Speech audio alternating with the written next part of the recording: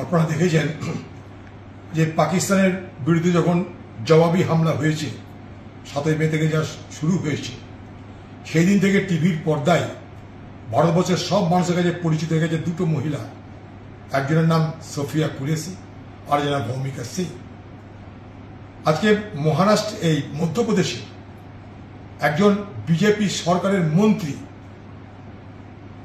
সেই মন্ত্রী যার নাম কুনওয়ার বিজয় শাহ, সেই মন্ত্রী বলছে বক্তৃতায়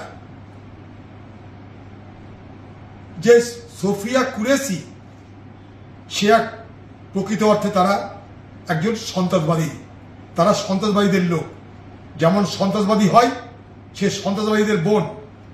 অথচ এই সোফিয়া কুরেশি ভারতবর্ষের সামরিক বাহিনীর নেতৃত্ব দিয়ে কঙ্গোতে সে অভিযান করেছিল, তার জন্য সে পুরস্কৃত হয়েছিল। সামরিক বাহিনীর পদস্থ সে অফিসার। আজকে ভারতবর্ষের এই লড়াইয়ে মনে করুন পহেলগামের ঘটনার পর প্রথম জঙ্গিদের সঙ্গে যে সংঘাত, যে সংঘর্ষ হলো কাশ্মীরে, সেখানে প্রথম শহীদ হলো এই পশ্চিমবঙ্গের এই নদিয়ার ঝন্টু আলী শেখ। ভারতবর্ষের প্রধানমন্ত্রী বলছে, বাধ্য হয়ে বলছে যে ভারতবর্ষের সকলের সহযোগিতায়, সকলের সমর্থনে আমরা পাকিস্তানের বিরুদ্ধে এত বড় অভিযান করতে পেরেছি।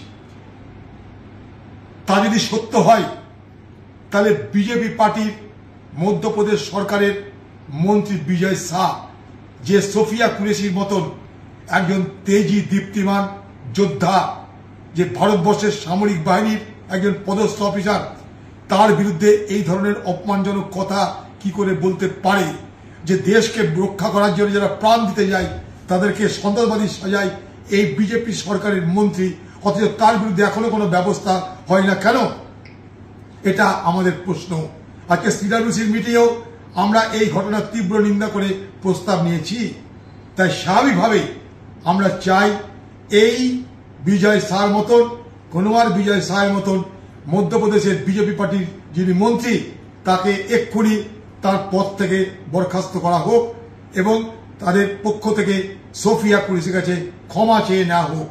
পাশাপাশি আমরাও এই মধ্যপ্রদেশের যিনি মন্ত্রী সোফিয়া কুরেশির বিরুদ্ধে অপমানজনক মন্তব্য করার জন্য আমরা তার বিরুদ্ধে এফআইআর করার ব্যবস্থা করছি। খুব শীঘ্রই আমরা সেই মন্ত্রীর বিরুদ্ধে ব্যবস্থা নিতে কোর্টে যাব।